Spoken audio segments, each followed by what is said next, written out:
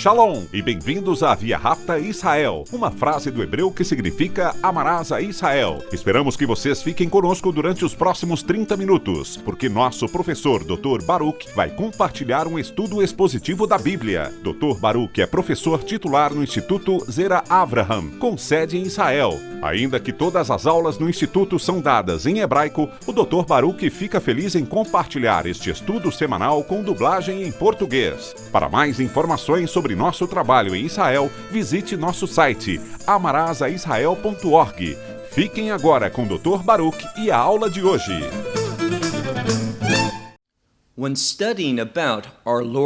Quando estudamos sobre nosso Senhor e Salvador, há duas coisas que precisamos entender, e entendê-las bem.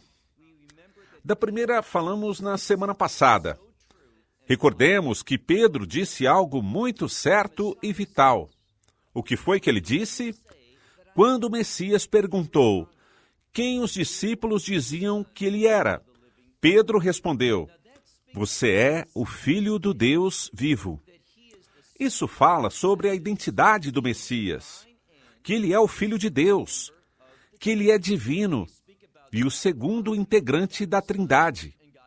Falamos do Deus Pai, Deus Filho e Deus Espírito Santo. Na semana passada, aprendemos, em relação à sua identidade, ele é o divino Filho de Deus e o único Filho divino de Deus. Não há ninguém como ele. No que focaremos no estudo de hoje? Não é na sua identidade, mas na sua obra. Os teólogos falam sobre a pessoa e obra do nosso Senhor e Salvador, o Messias Yeshua. Dito isso, pegue sua Bíblia e vem comigo ao livro de Mateus, capítulo 16. Livro de Mateus, capítulo 16. Iniciaremos com o versículo 21. E notem que há uma transição. Nesse primeiro versículo que lemos e estudaremos hoje, essas palavras, desde então, ou seja, desse momento, vemos então que houve uma mudança. Yeshua fixou seus olhos a Jerusalém e lemos sobre isso muito claramente. Mas notem algo que é muito importante. Ele irá a Jerusalém. Por qual razão? Porque haverá uma festa. Um dos dias designados pelo Senhor, e estamos falando da Páscoa. Devemos recordar que o apóstolo Paulo falou do Messias como nosso Cordeiro Pascal. E disse a vocês, muitas vezes, que a Páscoa deve ser entendida como a festa da redenção. Mas quando falamos sobre a Páscoa, recordemos que há uma palavra muito importante no seu conceito que deve vir à nossa mente. Qual será? A morte. Na Páscoa, há morte. O vemos regressando a 3.000 anos, durante a primeira Páscoa no Egito. Alguém tem que morrer. E há duas opções. Pode morrer o Cordeiro Pascual, com o qual o resultado seria maravilhoso. Essa morte traria redenção. Mas se alguém não guardou a Páscoa, qual era a outra alternativa? A morte do seu primogênito varão. Mas, de novo, quando pensamos na Páscoa, o que deve vir à nossa mente é a morte. O Messias subirá a Jerusalém e será no tempo da Páscoa. De novo, versículo 21. E então, ou seja, desse momento, Yeshua começou a declarar aos seus discípulos que era necessário para ele, e eu ressaltaria tal expressão. No idioma bíblico, no idioma grego, existe uma palavra muito pequena de 3 letras. É a palavra grega dei. E essa palavra dei significa que algo é necessário. Há uma verdade importante sobre essa palavra. Nos fala de algo que é absolutamente necessário para que a vontade de Deus seja levada a cabo, para que o propósito de Deus e seu plano se cumpram. Não é simplesmente uma opção, nem tampouco uma preferência. É uma necessidade absoluta. E cada vez que essa palavra aparece na Bíblia, nos fala justamente disso, de uma absoluta necessidade para que a vontade de Deus, os propósitos de Deus, os planos de Deus possam ser cumpridos. Então, o Messias, desse momento, começou a mostrar a seus discípulos que era necessário que ele saísse. Ou seja, que ele partisse da Galiléia com destino a Jerusalém. E notem a seguinte frase, quero traduzi-la de forma exata e na ordem exata. No texto grego, a seguinte palavra que aparece é a palavra muito, e é enfática. Isso significa que está sendo enfatizada. Normalmente, na maioria das traduções, simplesmente diz que ele irá a Jerusalém e sofrerá muitas coisas. Mas não é o que diz. Diz que literalmente ele sofrerá muito. Então a ênfase não está só no seu sofrimento, mas no fato de que ele sofreu muito, de grande forma. E entenda outra verdade bíblica importante. Devido a que o Messias sofreu muito, essa palavra é uma palavra importante. E, portanto, há muito significado nesse sofrimento. E notem novamente o que ocorrerá. E muito se sofrerá por parte dos anciões, o sumo sacerdote e os escribas. A quem representam esses grupos? Os anciões, o sumo sacerdote e os escribas. Estamos falando da liderança religiosa judia, mas também do governo de Israel. Bem, de quem não estamos falando? Não estamos falando do povo judeu em um sentido geral, mas estamos falando mais de sua liderança. E fica claro que a liderança judia, não o povo judeu, mas a sua liderança, ia com muita força contra ele. Isso somente nos adianta que ele e essa é uma palavra-chave, ele é rejeitado, absolutamente rejeitado. Todos somos culpados, todos nós, porque foi meu pecado e o seu pecado que desencadeou o plano de Deus. Devido ao amor de Deus, devido à sua graça e misericórdia, aqui um Deus perdoador para produzir o que vemos dizendo, aqui é um Deus perdoador para produzir o que viemos dizendo acontecesse. E se trata da crucificação do Messias. Foi para isso que ele foi a Jerusalém na Páscoa, para entregar a vida dele. E lemos, sofrerá muito os anciões, do sumo sacerdote e dos escribas, e não só sofrerá, mas também morrerá. Essa palavra para morrer está na forma passiva, o que quer dizer que ele será levado à morte. Temos que entender duas coisas. O Messias entregou sua vida. Ninguém a arrebatou. Ele voluntariamente foi a Jerusalém. Ele sabia. Do que ele está falando agora? Ele está ensinando aos discípulos que está a caminho de Jerusalém para morrer. Ele está se submetendo a isso, e aprendemos isso na sua submersão, quando ele foi batizado no Rio Jordão, quando se submeteu aos planos e propósitos do seu Pai. Agora, ele simplesmente os executa. Ele sofrerá muito e também será executado. Mas aqui está a chave. Ao terceiro dia, ele ressuscitará. Literalmente, diz isso. Não diz ao terceiro dia, ainda que não o discuto, mas literalmente, se prestamos atenção ao grego original, vemos um caso dativo. O que isso significa? Significa com o propósito de, ou com a finalidade de. E nos ensina algo. Na Bíblia, o número 3 e o seu conceito é muito importante. O terceiro dia. Te darei um exemplo. Uma das passagens mais importantes ao estudar esse capítulo, e me refiro a Akdat Ikskat, ou seja, a atadura de Isaac em Gênesis 22. Aprendemos muito do Messias e sua obra, o que passará com ele, a sua morte, a provisão de Deus, o sacrifício que tinha como finalidade a vida. A atadura de Isaac em Gênesis 22 É uma passagem de grande importância que coloca luz sobre a pessoa e obra do Messias.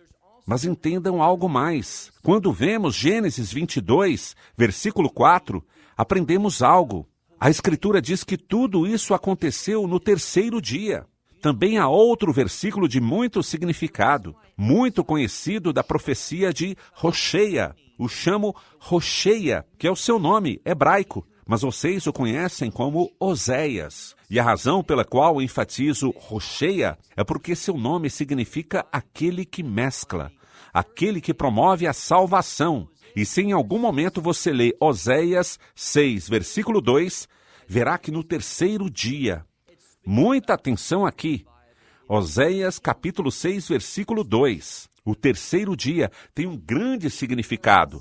Nos fala de avivamento, é uma expressão de reino, no terceiro dia. E, portanto, o Messias, sua morte tinha um propósito. E diz aqui que pelo bem do terceiro dia.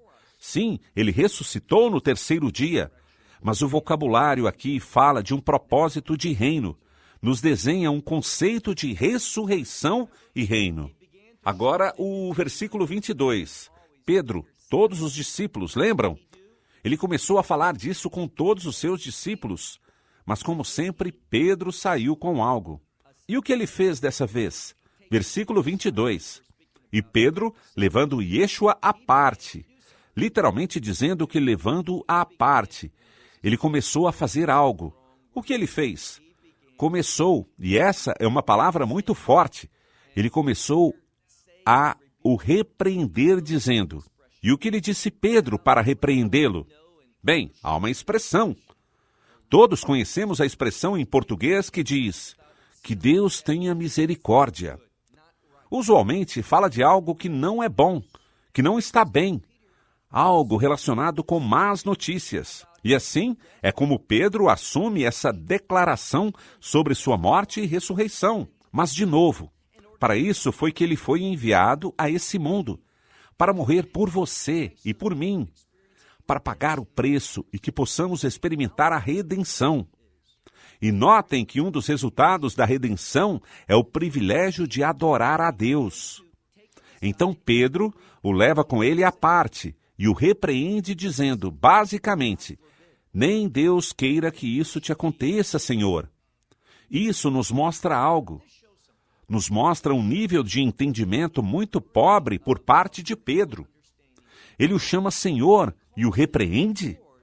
Ou seja, se ele é seu Senhor, um discípulo jamais repreenderia o seu mestre.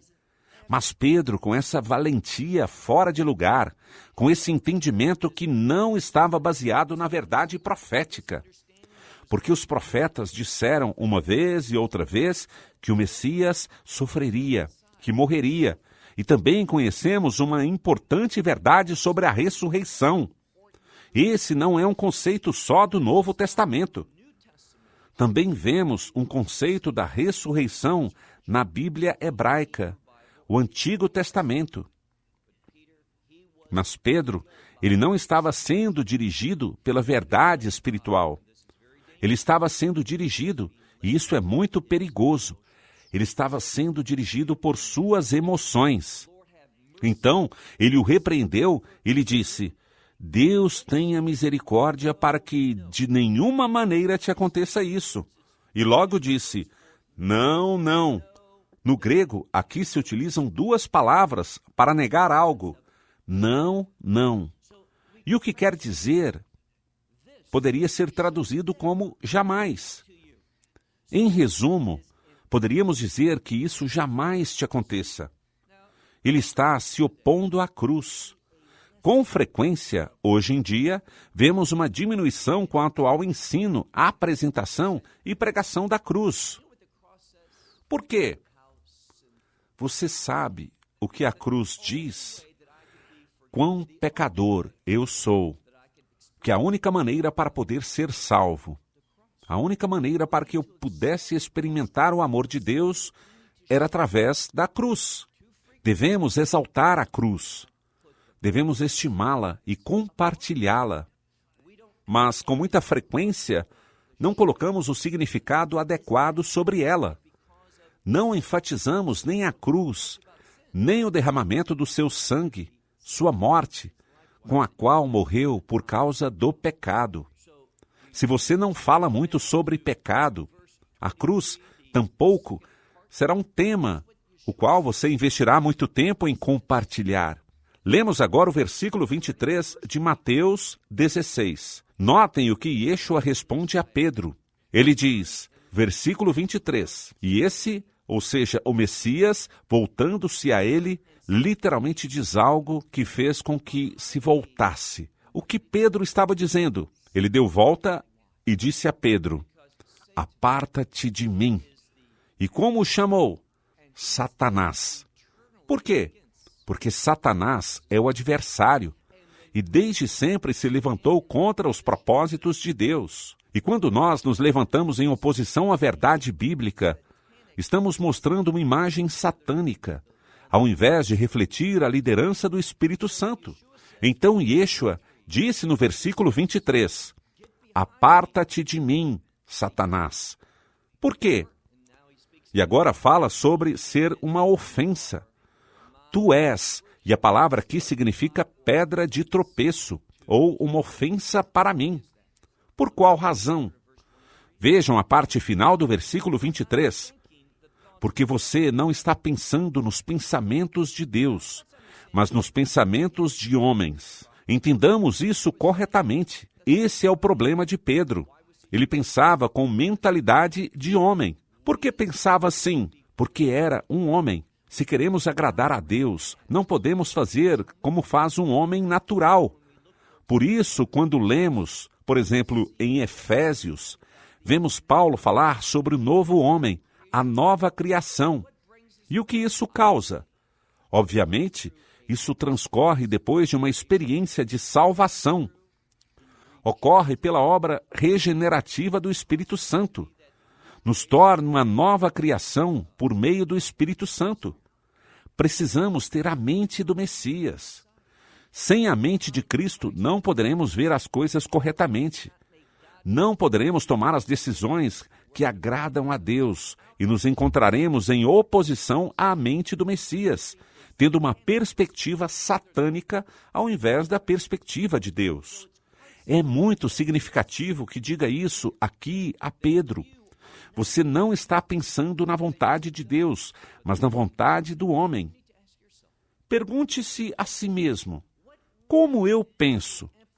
Qual é realmente a ênfase da minha vida? É a vontade de Deus ou a ênfase da minha vida é fazer a minha própria vontade? Versículo 24. Então Yeshua disse aos seus discípulos, e isso está no coração da espiritualidade. Ou seja, aprendemos quem é o Messias, o Filho do Deus vivo. Aprendemos o que ele fará. Ou seja, que ele subirá a Jerusalém para sofrer muito e para ser crucificado. E também vemos qual deveria ser nossa resposta diante disso. Talvez isso não seja popular. Certamente não está alinhado ao que muitas pessoas conhecem como o evangelho da prosperidade. Mas notem, essas são coisas importantes. Esse conceito é altamente importante. E o que os discípulos dizem? Versículo 25. Então Yeshua disse aos seus discípulos, se alguém deseja ou quer vir depois de mim, aqui está a chave. Vir depois de mim é o mesmo que negar a si mesmo. Aqui está o coração da nossa fé. Bem se denomine judaísmo, messiânico ou cristianismo, é o mesmo. No coração da nossa fé está o negar-se a si mesmo. Notaram o conflito? Não se trata de ter uma prosperidade terrena. Se trata de que na terra você negue a si mesmo. Não é o que diz? Estou equivocado com isso? Se vamos segui-lo, se seremos guiados pelo Espírito, temos um chamado, temos uma expectativa. E essa é que neguemos a nós mesmos. O quê? As coisas desse mundo. Por quê? Porque estamos perseguindo o reino de Deus. Então diz muito claramente a todos. É inclusivo. Se alguém quer seguir depois de mim, seguir-me, que negue a si mesmo. E faça o quê? Que tome sua cruz e me siga. Sabem o que isso me diz? Me diz que nós, como crentes, temos uma cruz que carregar. De novo, o que está dizendo aos verdadeiros discípulos, aqueles que o amam e o querem seguir, é o seguinte: que nós teremos que negar a nós mesmos. Essas coisas egoístas, essas coisas carnais, o que muitas pessoas creem que é seu destino. Usualmente, quando alguém fala sobre seu destino, normalmente é uma propaganda satânica. Devemos crucificar essas coisas, cravá-las na cruz e aceitar uma nova vida, o plano de Deus para a nossa vida. E isso envolve, acaso não diz assim, toma a tua cruz. Eu devo tomar a minha cruz. Querendo dizer isso, sofreremos. E talvez, inclusive, morreremos por nossa fé. É o que diz aqui. Se alguém quer me seguir, que tome sua cruz e então me siga. Versículo 25. Porque qualquer que deseje. Literalmente é a palavra alma, mas no hebraico.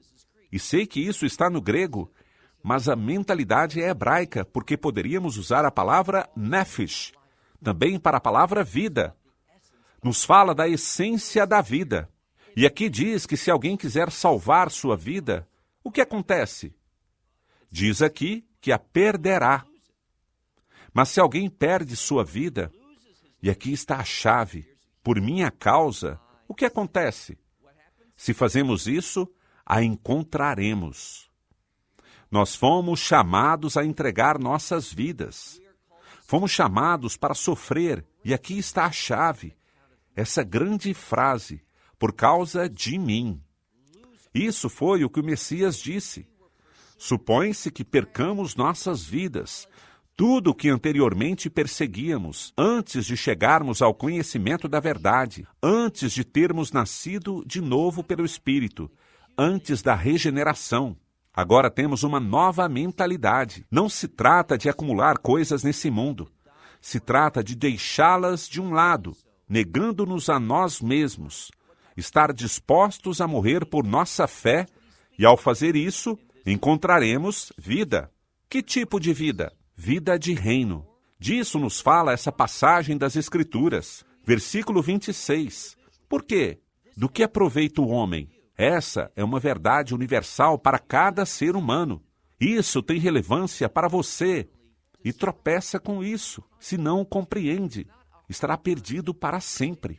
Não é um conceito difícil de entender. Diz mais uma vez, versículo 26, porque se alguém, ou melhor, você deveria se perguntar, por que do que aproveita o homem se ao ganhar o mundo inteiro, se ganha tudo no mundo, mas perde a sua vida? Bem, é simples assim. As pessoas perseguirão as coisas desse mundo, e ao fazer isso estarão perdendo as coisas do reino, as recompensas do reino. O deixa muito claro. No que se beneficia o homem se ganhasse o mundo inteiro, mas perdesse a sua alma? Versículo 26, segunda parte. Ou que dará o homem em troca da sua alma? O que está dizendo é isso. Para seguir vivendo, as pessoas são capazes de fazer qualquer coisa. O que daria um homem em troca da sua vida? Te direi o que daria. É o corpo e o sangue do Messias. Isso é o que foi dado como um pagamento por sua vida. E devemos viver com isso, claro, em nossas mentes. E isso o que foi dado. Qual foi o preço de Deus? A vida do seu filho, o sofrimento que ele atravessou. E por que estava disposto a fazer isso? Por duas razões. Primeiro, porque te ama. E segundo, para que seu reino pudesse ser estabelecido e você pudesse ser parte desse reino. O que o homem dará em troca da sua alma? Não podemos dar nada. Se trata do que Deus dá em favor de nós. Versículo 27. Porque E a seguinte palavra é uma palavra para futuro, por vir, e demanda uma expectativa. Estar preparados. E diz literalmente, porque o Filho do Homem está por vir, ou virá no futuro, com ou na glória do seu Pai. Isso me entusiasma. A glória do seu Pai. E essa glória é uma glória de reino. É o que você deve perseguir. A vida eterna no reino de Deus, com sua glória. Então lemos aqui, porque no futuro, ou no porvir, como queira traduzir, é a palavra mele, no grego. O Filho do Homem virá na glória do seu Pai com seus anjos. E aqui está a chave. Ele dará a cada um, de acordo com suas obras, suas ações. Por certo, muitas Bíblias o colocam no plural, de acordo com suas obras, mas realmente está no singular. Por quê? Você sabe o que significa a obra? Porque estamos falando da salvação aqui. E essa obra, de acordo com o que é uma obra, é se aceitamos ou não o Evangelho. Por isso é que está no singular. O que fizemos com ele? O estimamos e o recebemos como o unigênito Filho de Deus e realmente entendemos a sua obra? Que ele morreu na cruz por nós e se levantou entre os mortos, significando a vitória? Recordem esse terceiro dia, um dia de vitória. No livro de Gênesis, vemos o cumprimento da revelação de Deus a Abraão nessa atadura de Isaque que ocorreu, segundo Gênesis 22, 4, no terceiro dia. Agora concluímos.